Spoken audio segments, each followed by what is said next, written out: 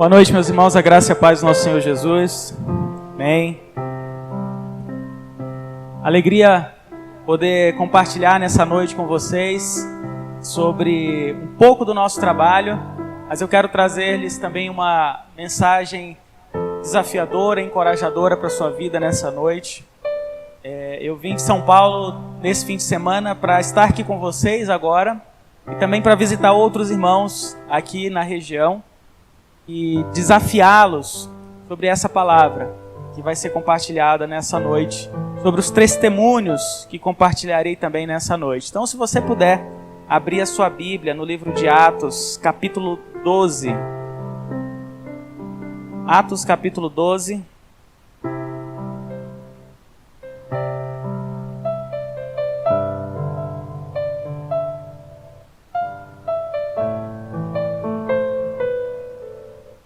Nós iremos ler a partir do versículo 1.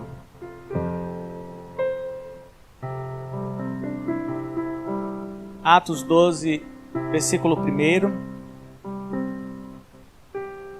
Todos acharam? Amém.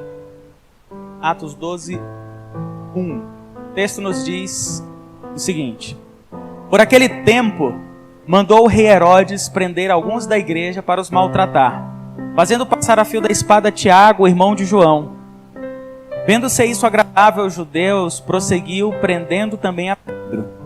E eram os dias dos pães asmos. Tendo feito prender, lançou no cárcere, entregando-o a 4 escoltas de 4 soldados, cada uma, para o guardarem, tencionando apresentá-lo ao povo depois da Páscoa. Pedro, pois, estava guardado no cárcere, mas havia oração incessante a Deus por parte da igreja a favor dele. E aí, vamos orar mais uma vez. Pai, nós te damos graça pela tua palavra que foi lida. Nós oramos nesse momento pedindo que o Senhor faça penetrar em nossos corações e transforme as nossas vidas, ó Pai. Abre a nossa mente, o nosso coração, para compreender o que o Senhor quer falar conosco nessa noite. Em nome de Jesus nós oramos. Amém. Irmãos, esse é um texto que fala de maneira muito clara sobre a perseguição, e eu vou falar sobre isso nessa noite. Na sequência dessa reflexão eu vou apresentar alguns testemunhos, alguns relatos. Mas eu quero trazer a partir desse texto também uma aplicação para a gente nessa noite, para mim e para você. Afinal, a palavra de Deus, ela é para a gente no dia que nós estamos vivendo aqui. Toda a palavra do Senhor. E aqui eu quero trazer algumas implicações, alguns ensinamentos que tirei para a minha vida e quero compartilhar com vocês nessa noite. A gente lê a história e vê que antes dessa situação de Herodes mandar prender, Herodes mandar matar, a gente vê muito claramente a perseguição contra a igreja. A gente vê Estevão sendo apedrejado no final do capítulo 7. A gente vê os apóstolos sendo açoitados, sendo presos. E mesmo depois de presos, eles saem de lá alegres, felizes por serem considerados dignos de sofrerem afronta por causa daquele nome de Jesus Cristo. E a gente vê essa realidade de perseguição antes e depois disso aqui.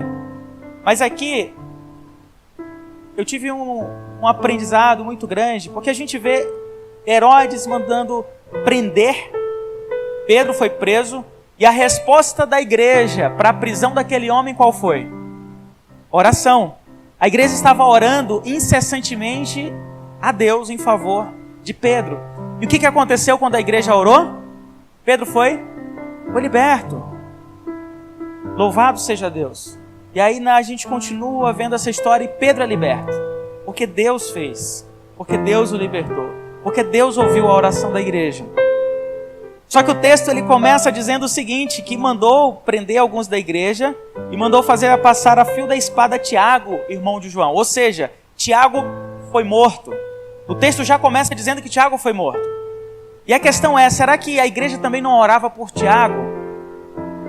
Será que não havia irmãos intercedendo em favor de Tiago, como intercederam em favor de Pedro? E claro que sim. A igreja também orava por Tiago. Havia irmãos orando por Tiago, a sua família. E uma coisa que a gente pode aprender aqui, meus irmãos, nesse momento, é que Deus ele vai sempre ouvir as nossas orações, mas nem sempre Ele responde da forma que a gente gostaria. A gente vê isso claramente no texto, a gente vê em vários outros momentos ao longo da trajetória bíblica. E se eu perguntar aqui para você nessa noite, eu tenho certeza que você tem uma experiência, talvez esteja passando por ela agora, de orar, de pedir a Deus, e Deus simplesmente não atender da forma que você gostaria. E aqui, meus irmãos, refletindo a partir disso, uma coisa que a gente pode aprender é o seguinte: o nosso relacionamento com Deus, a nossa alegria e a nossa satisfação em Deus, ela não deve estar baseada no fato de Deus atender os nossos pedidos, as nossas orações, e sim no fato da gente ter um Deus que a gente pode contar. A gente tem um Deus que está com a gente, mesmo não tendo os nossos pedidos atendidos. Isso não quer dizer que Ele não vai atender, mas a gente precisa considerar as duas realidades, as duas situações. Ele pode sim operar um grande milagre, como Pedro, que foi liberto, apareceu ali na casa daqueles irmãos que estavam orando. Chega a ponto dos irmãos não acreditarem que era Pedro. Aquela jovem foi abrir a porta, no meio do caminho ela ouviu a voz de Pedro, voltou, o pessoal falou: deve estar louca. Mas Deus atendeu a oração daquele povo. Só que Deus também, e é o mesmo Deus, às vezes Ele não vai atender dessa forma. Tiago foi morto, sabe? E a gente precisa aprender exatamente com esse e com tantos outros exemplos, que a nossa alegria e a nossa satisfação em Deus deve estar no fato de termos um Deus, e não de ter os nossos pedidos atendidos, não de ter as nossas orações atendidas, por melhores que sejam elas, por mais justas que sejam as nossas orações.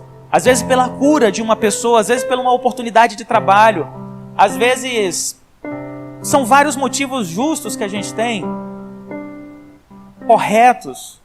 Só que às vezes as coisas não saem como a gente planeja, mas ainda assim a gente precisa entender que Deus está no controle de todas as coisas.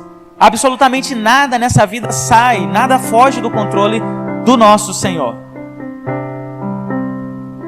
E compartilhando um pouco da minha experiência, se você pudesse, com certeza compartilharia também experiências suas. Talvez esteja passando nesse momento de pedir algo para Deus e não ver algo acontecendo. Isso é muito comum na nossa vida. Eu tenho 3 filhos, o Lucas de 4 anos, o André de 3 e o João de 6 meses. E ano passado, o André, ele foi para UTI, se não me engano foi a 4ª ou a 5ª vez, de 3 anos. E todas as vezes ele tinha um problema respiratório, precisava de oxigênio, saturação muito baixa, precisava de aparelhos, enfim. E todas as vezes que ele começava a piorar, a gente orava para o Senhor, pedindo para que Deus não permitisse que ele piorasse. Só que no final das contas passava alguns dias e ele piorava. E aí piorando a gente orava a Deus que ele não precise ir para o hospital, que a gente consiga tratar com medicamento em casa. E o que acontecia? Ele ia parar no hospital. E aí a gente convocava irmãos da igreja, várias pessoas para orar, pedindo que ele não precisasse ir para a UTI. E todas essas vezes ele foi para a UTI. Quanto mais a gente orava, parece que as coisas ficavam piores, mais difíceis. E a gente continuou orando, continuou clamando, pedindo ao Senhor. E a última vez que ele ficou internado, em setembro do ano passado, o João estava com 1 mês. E eu estava em São Luís, no Maranhão. São Paulo para São Luís, você atravessa o país inteiro. Estava pregando em algumas igrejas. E aí minha esposa me liga, me manda mensagem, a gente conversa e a situação vai só piorando. A gente orando e quanto mais a gente ora, mais piora. E no final das contas ele estava na UTI. E a gente convocando vários irmãos para orar e coração completamente partido, não podendo fazer muita coisa. E aí ela na UTI precisa com o bebê, com o João de 1 mês, precisa entrar com ele, porque ela não pode deixar com outra pessoa, precisa amamentar, é recém-nascido. Então ela entra na UTI com ele e precisa colocar ele num bercinho neonatal. Então ele meio que ficou internado em um local e o André em outro. E o Lucas com a avó. E eu, 4.000 quilômetros de distância. Então ela amamentava o João, corria para ajudar o André, acompanhar e voltava, ia e vinha, madrugada, não se dorme, o tempo parece que não passa. Não sei se você já teve a oportunidade de ficar em hospital de madrugada, tendo que acompanhar tudo isso, é muito difícil e cansativo, extremamente cansativo. E ali no meio, entre uma UTI e outra, tinha meio que uma sala antes da UTI neonatal. E nessa sala tinha algumas cadeiras, que era o único local que elas podiam descansar. Várias mães ali. Minha esposa estava há 3 dias, mas ela encontrou uma mulher que estava há 3 meses, com um filho numa situação muito pior. E aquelas cadeiras, as mães sentavam rapidamente, depois precisava atender seus filhos, tinha um sofá, tipo aquele sofá ali no fundo, que era o local mais disputado, que era o momento onde alguma mãe podia deitar, esticar as pernas. E aí minha esposa, esperando alguém levantar para ela sentar, ela viu que alguém levantou, deitou no sofá, relaxou. E quando ela dá aquela respirada funda, ela vê uma outra mulher, estava numa situação pior do que ela. E ela pergunta para essa mãe, você não quer deitar, você não quer sentar? E a mãe falou, não. Só que minha esposa viu que ela estava bem debilitada. Ela foi até essa mulher e perguntou por quê. A mulher simplesmente falou, não consigo levantar. Ela pegou ela pelos braços, levou para o sofá, deitou e começou a massagear os pés dela. E enquanto ela massageava, aquela mulher começava a chorar. E minha esposa começou a falar sobre Jesus para ela, começou a falar sobre o Evangelho, começou a dar esperança ao coração daquela mulher. E aí de repente, depois a enfermeira, ouvindo a minha esposa falando para essa mãe, a enfermeira chega para minha esposa e começa a pedir conselhos, porque a enfermeira estava com um problema no casamento. E ela queria salvar o casamento, o que faz? E minha esposa vai lá e fala sobre Jesus. E aí depois a médica, outra mãe, depois de um tempo, irmãos, eles fizeram literalmente um círculo de oração naquela sala, ali em frente à UTI, e começaram a orar, clamando ao Senhor. As mães que estavam lá, e não foi somente esse momento, vários outros momentos, orando e chorando. E aí quando eu volto para São Paulo, é um dia que meu filho tem alta, eu vou direto para o hospital, e ali eu pego eles. E aí uma das mães, ela desce lá de onde ela estava para deixar minha esposa ali no carro, né, onde eu fui buscar. E ela dá um abraço forte na minha esposa e fala o seguinte, olha, eu estou tão feliz que você esteja indo para casa, porque ninguém merece ficar com uma criança aqui. Mas eu gostaria tanto que você continuasse aqui com a gente para poder trazer essa palavra, esse encorajamento, essa mensagem que nos traz alívio, que nos traz paz. Irmãos, minha esposa continuou com os pés doloridos, acabada, mas quando a gente voltava para casa, a gente ficou comentando sobre isso, falando o quanto Deus, Ele nos dá oportunidades de testemunhar do seu Evangelho, e mesmo em momento de dor, em tribulação, mesmo em momento de fraqueza. E meus irmãos, a nossa missão, nosso objetivo é exatamente isso. Glorificar o nome do Senhor quando Ele liberta da prisão e dá um livramento e opera um milagre. E glorificar o nome do Senhor quando Ele não permite que aquele milagre aconteça. E mesmo em meio ao sofrimento, nós temos esse chamado de louvar ao Senhor. Mesmo sofrendo, nós podemos glorificar o nome do Senhor. A gente não precisa estar bom o suficiente para dizer, não, agora eu vou, agora eu faço, Deus vai ser glorificado. Não. Muitas vezes, talvez a maioria das vezes, a gente esteja assalhado, quebrado, fragilizado. E na nossa fraqueza, também Deus é glorificado. A gente só precisa entender. E se você está passando por um momento como esse agora, de orar ao Senhor pedindo por algo, e Deus não respondeu ou ainda não respondeu, eu queria te encorajar nesse momento a pensar o seguinte: Senhor,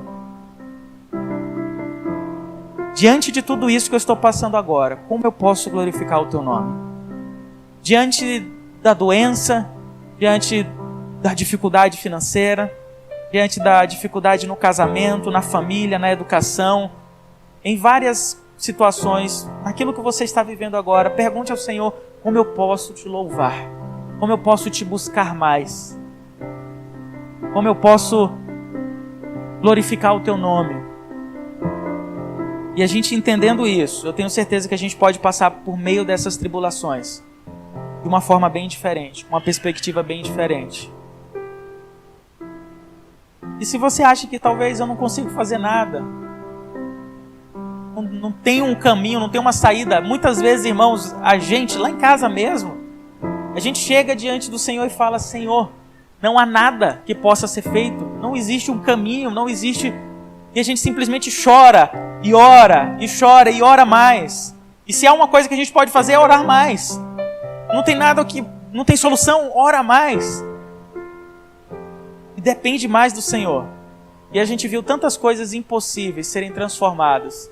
Tantas coisas que a gente não via caminhos. Deus abrir caminhos. E aqui, meus irmãos, quando a gente vê essa história, a gente vê a morte de Tiago, a morte de milhares e milhares de cristãos, a gente pode também concluir o seguinte: que nem mesmo a morte é uma razão para obter vitórias contra o Senhor. Porque a morte foi derrotada por Cristo. Jesus venceu a morte. Então você pode imaginar que toda luta que você tiver na sua vida, toda dificuldade, por pior que seja, por mais difícil que seja, a ponto de chegar à morte, isso não é uma derrota. Porque você já teve uma vitória garantida na cruz.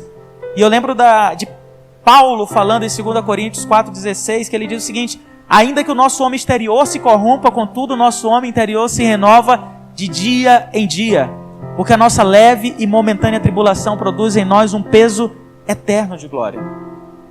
E ele fala: não atentando nós nas coisas que se veem, mas nas que se não veem. Porque as que se veem são temporais, são passageiras, e as que se não veem são eternas. Paulo, ele reconhece o sofrimento. Só que mais do que reconhecer o sofrimento, ele reconhece que aquela glória é muito maior comparada a tudo que a gente vive aqui. E o que nos resta, é exatamente viver os nossos dias com os nossos olhos na eternidade. Os nossos olhos na eternidade, no nosso Rei. Eu vou contar algumas histórias, algumas situações de irmãos que padecem por causa desse Jesus. A igreja perseguida, ela é composta de cristãos como nós, espalhados pelo mundo inteiro. Que tem o mesmo Deus, que creem no mesmo Evangelho, só que pagam um preço muito diferente do que nós pagamos. E eles vivem exatamente sob essa perspectiva, de depender do Senhor em todas as circunstâncias. E as tribulações são praticamente diárias. São pessoas que, diante dessa situação, eles não estão mais orando: Senhor, que nos livre da tribulação, como que se eu orasse: Senhor, não permita que meu filho vá mais para a UTI. Eles oram pedindo: Senhor, me dê força para permanecer firme diante da dificuldade.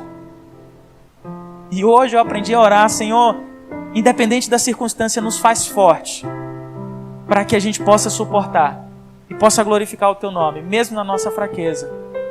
E esses irmãos têm muito a nos ensinar. Quero compartilhar com vocês nessa noite essa imagem, essa primeira imagem, que mostra a presença desses irmãos ao redor do mundo. São países onde há perseguição religiosa contra cristãos. Inclusive alguns países aqui da América Latina. Eu vou compartilhar rapidamente sobre eles. Mas todos esses países compõem essa lista mundial da perseguição, que é uma lista que a Portas Abertas organiza todos os anos. Aqui são os 50 primeiros, mas essa segunda lista ela compõe o restante. São 76 países onde seguir a Cristo pode custar a vida. Onde ser cristão significa isolamento, não ter acesso à palavra de Deus muitas vezes, ser expulso pela família da sua própria casa, não ter direito a trabalho, não ter direito à assistência médica, à saúde, à alimentação muitas vezes. Onde ser cristão pode ser literalmente considerado um crime e ser preso, ser torturado e até ser morto. Só para vocês terem ideia, somente no ano passado, foram mais de 5.000 cristãos mortos por causa da fé. Pelo menos 5.000 cristãos morreram por causa do Evangelho, por causa de Cristo. Somente ano passado, a gente teve pelo menos 2.600 pessoas sequestradas em países como a Nigéria por causa de Jesus. A gente teve mais de 3.000 templos destruídos. E meus irmãos, há uma urgência muito grande. Há uma urgência muito grande. Há pelo menos 3 bilhões de pessoas que nunca ouviram falar do Evangelho, que sequer conhecem Jesus. E nessa noite eu quero te fazer um desafio. Não é um desafio para você ir para esses países. Se Deus quiser, Ele pode fazer. E pode desafiar o seu coração. Mas eu quero te desafiar nesse momento a um compromisso de oração em favor dessas pessoas. A interceder por esses irmãos, porque é o que eles mais precisam. Sempre que a gente tem a oportunidade de viajar até uns desses países e ajudar os nossos irmãos, e perguntar para ele o que nós podemos fazer por vocês. A maioria deles, durante pelo menos esses 10 últimos anos que eu tenho trabalhado com a Portas Abertas, nos dizem: orem por nós. Fortaleça a nossa fé. Fortaleça a nossa fé. Isso é algo que eu e você podemos fazer. Por que Deus te trouxe aqui nessa noite? O que tem a ver essa mensagem com você aqui? Pode pensar: mas eu não tenho um chamado missionário, eu não vou sair, eu não vou viajar para esses países. Tudo bem, você pode viver o restante da sua vida aqui, fazer o seu trabalho, glorificar a Deus onde você está, fazendo bem o que você faz, anunciando o evangelho por onde você anda, onde Deus te colocou. Só que também nós temos uma responsabilidade de lembrar desses irmãos, porque afinal de contas eles são a nossa família. Somos pessoas da mesma família da fé. A palavra de Deus nos diz que se um membro do corpo sofre, todos os outros sofrem com ele. Eu vou contar um pouco mais sobre essas histórias, alguns testemunhos, mas deixa eu falar rapidamente o que esse Fusquinha faz aqui nessa imagem. Você já andou de Fusca? Quem andou de Fusca já? Levanta a mão aí. Seguinte, se você já andou de Fusca, já teve um Fusca, você sabe que não existe aquela porta-mala ali atrás, né? O local onde se colocava as bagagens era na parte da frente, né? No capô do Fusca ali. Então, nessa parte da frente, um jovem holandês chamado irmão André. André foi um nome brasileiro dado para ele. Em 1955, quando a antiga União Soviética existia uma rigidez tão grande contra as igrejas, cristãos não tinham acesso à palavra de Deus muitas vezes. E nós acreditamos que todo cristão deve ter o direito de ter a Bíblia. O irmão André conheceu esses países do leste europeu e descobriu que eles não tinham Bíblia. E ele foi desafiado a levar Bíblias. O que ele fez? Pegou o seu Fusquinha, encheu de Bíblias ali no capô do Fusca, mas antes disso, um breve resumo da vida dele: ele não tinha Fusca, ele não tinha carteira, não sabia dirigir, não falava inglês, não tinha dinheiro para comprar uma Bíblia sequer. Foi tentar estudar missiologia no seminário, os professores do seminário falaram: André, isso não é para você. Seu pai era pobre, mãe pobre, os irmãos doentes. Foi para a guerra, levou um tiro no tornozelo, quase morre, foi para a enfermaria. Na enfermaria, um amigo dele traz uma Bíblia que sua mãe tinha guardado na sua mala. E durante toda a guerra, ele não pegou aquela Bíblia para fazer nada, mas nesse momento levaram até ele.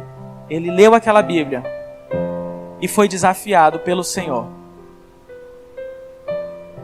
E aí o irmão André fez uma oração dizendo o seguinte: ele falou: Senhor, se me mostrares o caminho, eu o seguirei.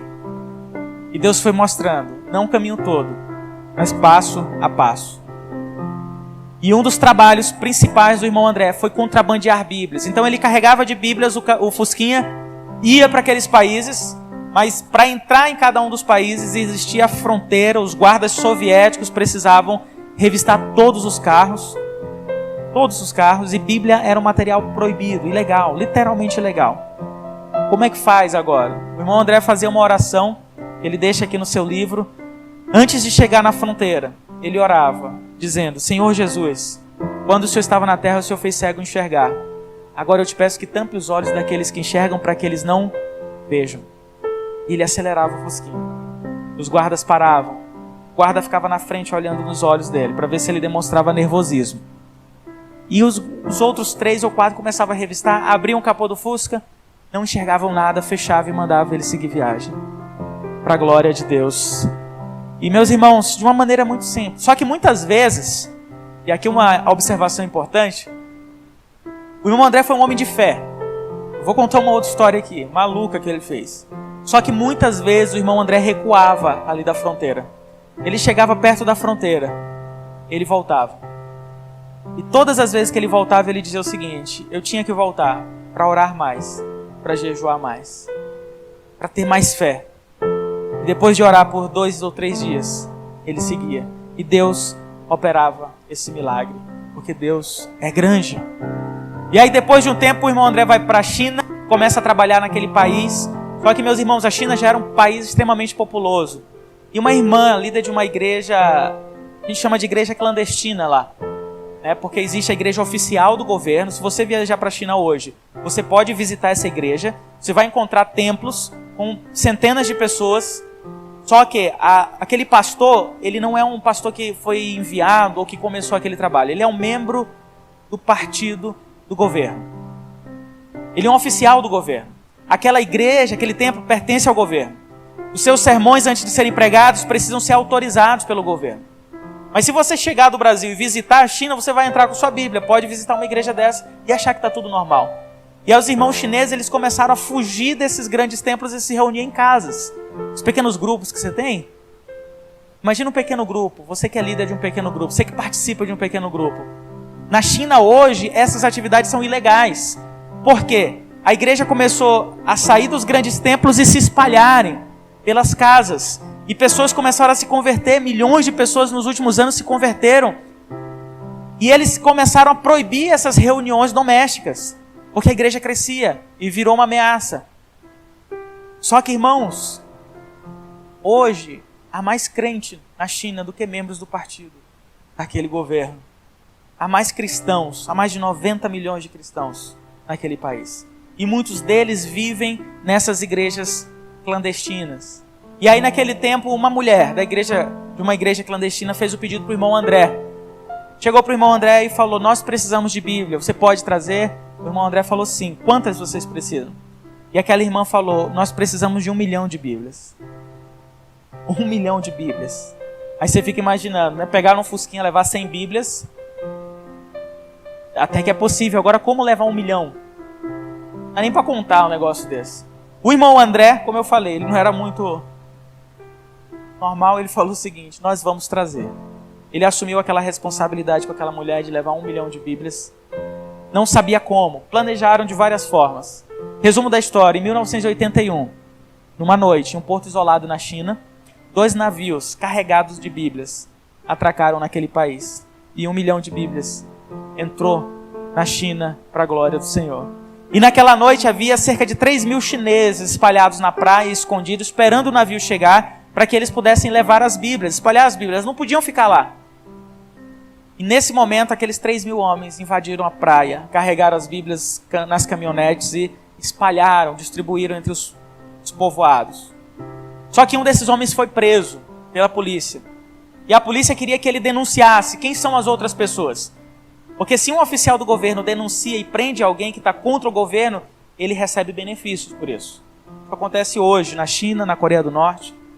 E eles queriam denunciar, mas aquele homem falou não. E aí começaram a torturar aquele homem. Uma tortura aparentemente muito simples no começo.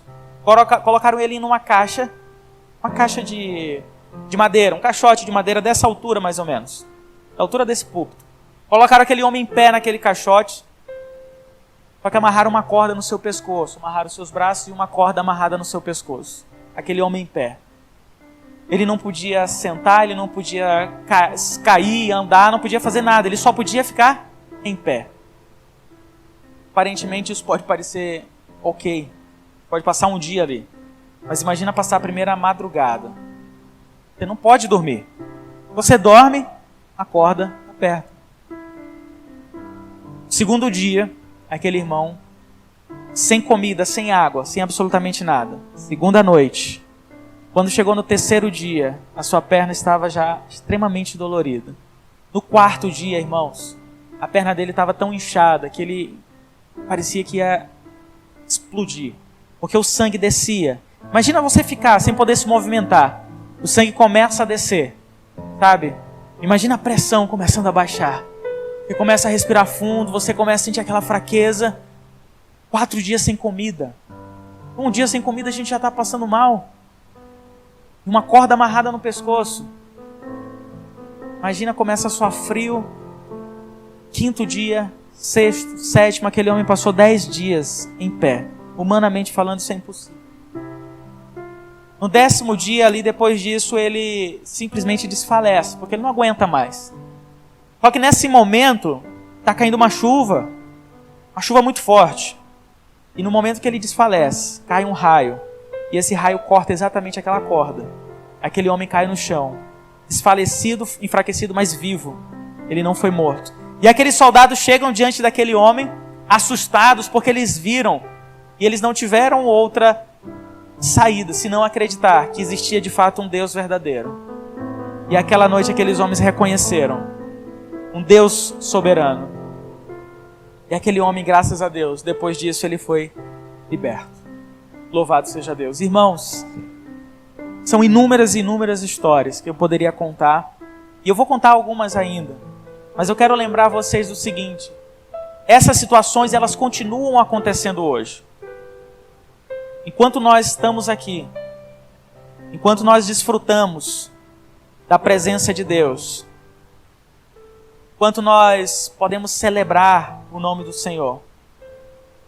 Imagina na Síria. Síria agora, exatamente 1h da manhã, 1h28, madrugada. Aquelas pessoas que foram dormir. Muitas delas não sabem se vão acordar, como vão acordar. Sabe? Agora na Coreia do Norte, na capital, são 7h da manhã. Aquelas pessoas estão levantando. E muitas delas, elas não sabem como vai ser o seu dia. Há hoje pelo menos 50 mil cristãos presos em campos de trabalho forçados na Coreia do Norte. E são 7h da manhã, nesse exato momento lá. E desde as 5, essas pessoas estão trabalhando. Desde as 5 elas estão trabalhando. E vão trabalhar até as 10 da noite. Das 5 da manhã até as 10 da noite. Mais de 50 mil, e aqui é somente de cristãos, trabalham como, não diria nem como escravo. Pessoas que eu tive a oportunidade de conhecer ou ler, eles falaram o seguinte: nós éramos tratados piores do que animais. Das 5 da manhã até as 10 da noite. Recebendo 300 gramas de alimento por dia. 300 gramas de alimento por dia. Às vezes uma porção muito pequena de arroz. Na maioria das vezes, repolho na salmoura.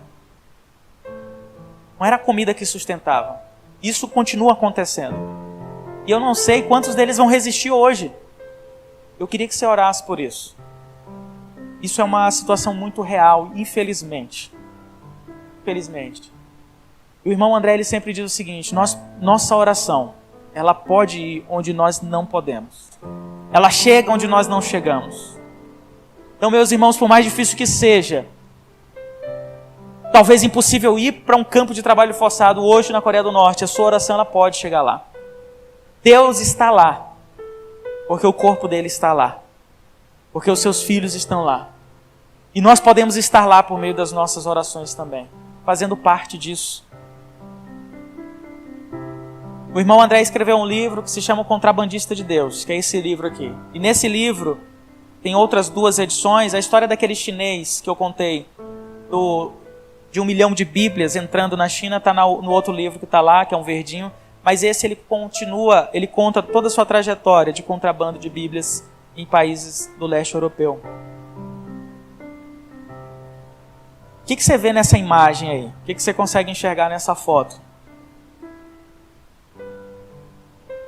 Cristãos estão sentados. Talvez você possa imaginar essa é uma igreja destruída. Mas eu queria te encorajar a pensar de uma forma um pouquinho diferente. Essa é uma igreja fortalecida, viva, em um templo destruído, ali na Nigéria. Esses irmãos se reunindo depois de um ataque do Boko Haram. Boko Haram é um grupo extremista. E é um dos grupos mais violentos, o grupo que mais mata cristão hoje. Um grupo que declarou guerra aberta contra cristãos ao redor do mundo. E eles começaram por lá. E a gente não sabe o que pode acontecer no futuro. Mas eles abertamente têm os cristãos como inimigos. E essa vila foi atacada. E eu lembro de uma situação, de uma vila que foi atacada pelo Boko Haram. Só que depois disso, os irmãos continuaram a se reunir no templo. Os irmãos continuaram a reerguer essas vilas, a retomar a sua vida ali. E mesmo correndo risco, mesmo continuando sendo ameaçados pelo Boko Haram, eles continuaram perseverantes. E eles falaram o seguinte: enquanto eles vêm com armas para nos destruir, nós precisamos ir até eles com o amor de Cristo, com o amor de Jesus. Irmãos, isso é verdadeiro, porque quando a gente tem a oportunidade de conhecer esses irmãos, a gente vê histórias de perdão em um nível tão profundo, tão profundo que a gente não tem ideia. Eu queria te convidar a orar por esses irmãos. Eu queria te convidar a orar também pelos cristãos, pelas meninas que foram sequestradas há 9 anos. 275 garotas foram sequestradas numa escola no Chibok, na Nigéria. E essas garotas foram sequestradas porque eram cristãs. De lá para cá, algumas delas foram devolvidas, mas há pelo menos quase 100 delas que ainda não retornaram para os seus lares. Ano passado, algumas foram devolvidas, uma com 3 filhos, fruto do abuso desses homens, outra com 2. 9 anos depois, existem mães, pais que não têm notícia, não sabem se seus filhos estão vivos. Eu lembro de uma mãe falando o seguinte: se eles chegassem para mim e falassem, a sua filha está morta, ela morreu, eu iria entender, eu iria aceitar a morte da minha filha. Mas até hoje eu vivo numa angústia de não saber se ela está viva ou se ela está morta, o que aconteceu com ela. Há garotas que são forçadas a permanecerem, contanto que ela renuncie ao evangelho. Muitas delas continuam lá. Então, meus irmãos, se você puder, ore por essas garotas, ore pelos seus pais, para que eles permaneçam firmes, para que eles possam receber consolo do Senhor. Aqui perto do Brasil também, por mais que seja bastante estranho imaginar que haja perseguição, existe. A Colômbia é um dos países que está naquela lista, mas que existe um contexto um pouco diferente. Você viaja hoje para a Colômbia, você vai chegar em Bogotá, na capital, você não vai ter nenhuma perseguição, você vai ter várias igrejas se reunindo, em vários templos. Você vai ter templos com capacidade para 20 mil pessoas por culto. Um culto de manhã, 2 cultos à noite, um de tarde e um à noite. 20 mil, isso em Bogotá. Em outras cidades mais conhecidas, a igreja vai se reunir em templos, existem projetos missionários e tudo mais. Só que nas regiões mais distantes da capital, nos interiores da Colômbia, nessas regiões, sim, a presença do governo e do exército, especialmente regiões de montanhas. Quem governa nessas regiões são os grupos armados, especialmente as FARC, as Forças Armadas Revolucionárias Colombianas. E existe um outro grupo, que são os paramilitares, que perseguem cristãos também. E a perseguição aos cristãos, ela começa de uma forma muito específica, porque as FARC, ela alcança vários povoados, mas a gente não chama isso de perseguição aos cristãos. Perseguição ao cristão, ela começa no momento em que alguém está pregando o evangelho, e ele é proibido e ele é ameaçado. E meus irmãos, de todas as vezes que eu fui ali para aquele país, visitando essas regiões, conheci crianças, órfãos, que tiveram seus pais mortos, porque pregavam o evangelho. Conheci viúvas, e os seus maridos foram mortos porque pregavam o evangelho. Tive a oportunidade também de conhecer ex-guerrilheiros, ou seja, pessoas que perseguiam os cristãos. Essa realidade é muito presente, infelizmente. Essa foto é de um abrigo que nós temos ali na Colômbia. Esse abrigo cuida de crianças que tiveram seus pais mortos ou seus pais são ameaçados hoje. E é um risco muito grande manter os seus filhos. E os pais enviam seus filhos para esse abrigo. E eles chegam nesse abrigo sozinhos e eles são cuidados por essa equipe da Portas Abertas. Recebem alimento, recebem educação, recebem carinho, ajuda psicológica, recebem capacitação profissional, aprendem música, aprendem arte.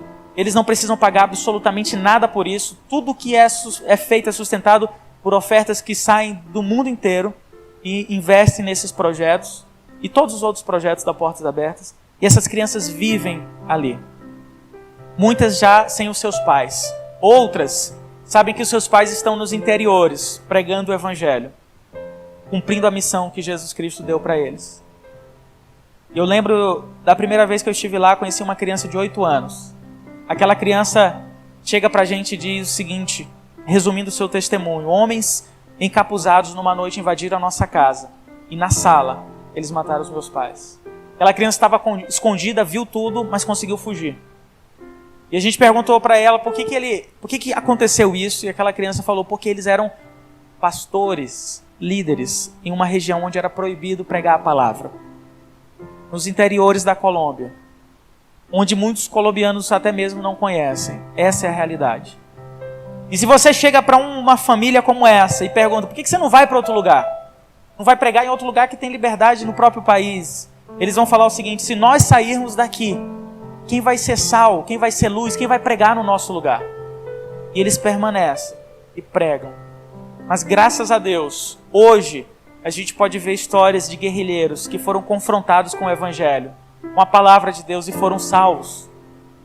Hoje há pessoas que portavam armas, que perseguiam cristãos, que matavam pessoas, foram alcançadas pelo Evangelho.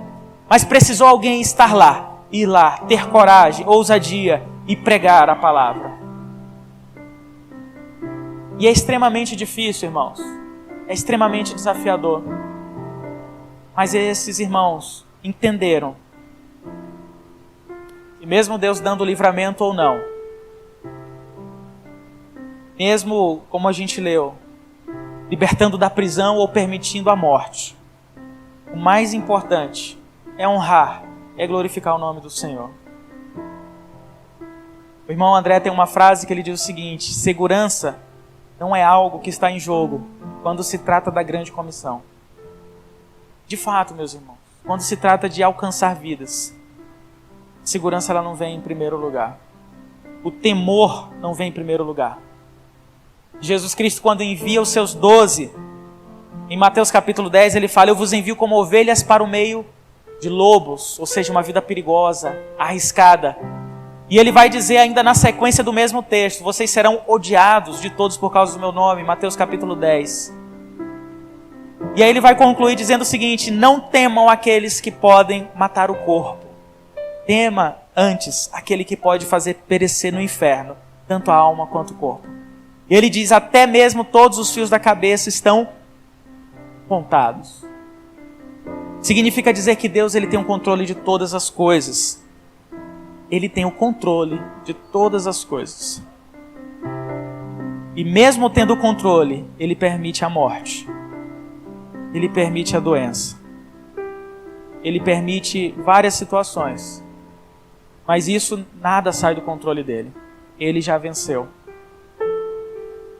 Eu quero concluir com a história de um irmão nosso aqui, da Arábia Saudita, o Adam. O Adam foi hoje, graças a Deus, um cristão, mas foi muçulmano durante toda a sua vida. E na Arábia Saudita, assim como muitos países muçulmanos, a pessoa já nasce com a sua fé, com a sua religião, que é muçulmana. Ela não pode simplesmente se converter, porque isso pode ser considerado crime. E o Adam nasceu na Arábia Saudita, era um muçulmano, conheceu um amigo na faculdade, aquele amigo começou a pregar o evangelho para ele. Resumindo a sua história, o Adam foi salvo, foi alcançado, se converteu. Só que o Adam depois foi descoberto pela polícia. A polícia levou ele para ser julgado. Foi preso naquele momento pela polícia, precisava passar pelo julgamento para saber qual era a condenação que ele receberia. E o juiz foi avaliar o seu caso. Julgou aquele jovem, o Adam, um jovem,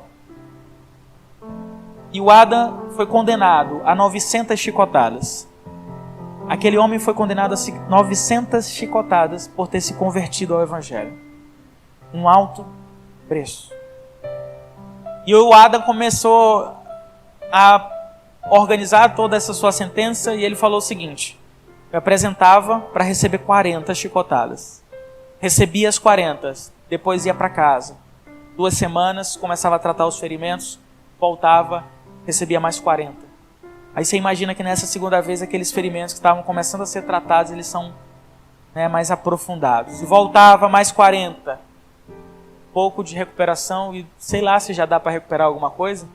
Mais 40. E assim foi. Quando chegou na chicotada número 400, mudou-se uma lei na Arábia Saudita onde se tornou proibido esse tipo de punição. Isso aconteceu inclusive agora, durante o período da pandemia. E o Adam ficou livre, cumpriu a sua sentença, mas, irmãos, recebeu 400. Aquele irmão não desistiu da fé. O objetivo daqueles homens não era que ele morresse, porque eles podiam dar essa pena para ele, podiam matar, mas eles queriam que por meio do sofrimento ele renunciasse à sua fé e voltasse à sua antiga religião. E o Adam, pela graça e misericórdia e força do Senhor, permaneceu firme, mesmo recebendo essas 900 chicotadas. Irmãos, ore por fortalecimento desses irmãos, por graça. No final de toda essa sua caminhada, a sua esposa se converteu ao Senhor, foi salva para a glória de Deus e hoje é uma família cristã. Você pode se envolver de várias formas, mas o passo principal que eu gostaria que você desse em direção a esses irmãos é um passo de oração. Ore por eles. Ore por eles. Eu vou pedir a ajuda do William o William vai distribuir esse material para vocês. Eu vou já explicar. Antes de sair, a gente tem uma mesa ali. Eu queria que você passasse e pegasse uma revista gratuita. Você vai levar ela gratuitamente, leva para sua casa, para você ler e conhecer um pouco mais sobre essa realidade. Ali fora tem alguns livros. Esse livro que eu acabei não falando, que é da Ellen Berhane. A Ellen Berhane foi uma mulher que ficou presa dentro de um container de metal na Eritreia por 2 anos e meio, porque ela cantava e suas músicas falavam sobre Jesus. Aqui é a sua história. Ela continuou louvando ao Senhor, continuou pregando o Evangelho. Me permita só voltar na frase que ela disse depois da sua libertação. Ela falou o seguinte: se eu pude cantar enquanto estava presa, imagine o que vocês podem fazer para a glória de Deus estando em liberdade. Durante 2 anos e meio ela foi açoitada, ela foi espancada, mas ela continuou cantando dentro de um container, ela continuou louvando ao Senhor dentro de um container. E sempre que eu conto o testemunho dela, eu fico pensando, será que eu posso ter algum dia uma desculpa para dizer que eu não posso ou que eu não tenho condição de louvar ao Senhor? Eu não tenho condição de cantar louvores ao Senhor. Essa mulher presa e muitos outros cristãos em situações difíceis puderam e podem louvar ao Senhor. Nós podemos e devemos fazer isso. Esse material que você vai receber, aqui no verso dele tem as redes sociais da Portas Abertas, tem um canal do YouTube. Nesse canal você encontra uma série que se chama Face da Perseguição e vários outros vídeos que vão te ajudar a entender mais sobre a igreja perseguida. E nessa parte de dentro tem aquela imagem daquele templo, daquela igreja, e nesse formulário está escrito o seguinte: preencha corretamente para receber gratuitamente uma revista. Essa é uma outra revista que a gente vai te mandar de presente. Você vai receber ela em casa daqui a uns 30 dias. E essa revista vai te lembrar novamente. Você vai sair daqui com essa. E eu gostaria que você lesse hoje, amanhã, mas daqui a uns 20, 30 dias a gente vai te mandar outra para você ser encorajado. E preencha esse formulário. Deixa ali, essa parte de trás ela é opcional, mas essa parte da frente seria muito bacana se você pudesse preencher. Você usa e-mail, a gente vai te mandar informações, tá? E esses materiais estão à disposição. Você adquirindo qualquer um deles, além de apoiar essa obra, você ganha a assinatura dessa revista por 1 ano, para que você receba as informações, os pedidos de oração, os projetos que estão sendo realizados e se envolva com essa causa. Então, antes de sair, eu te aguardo ali no final. Pastor, muito obrigado mais uma vez por essa rica oportunidade. William, também aí por organizar esse encontro. Que Deus os abençoe ricamente. Amém. Amém, Jesus.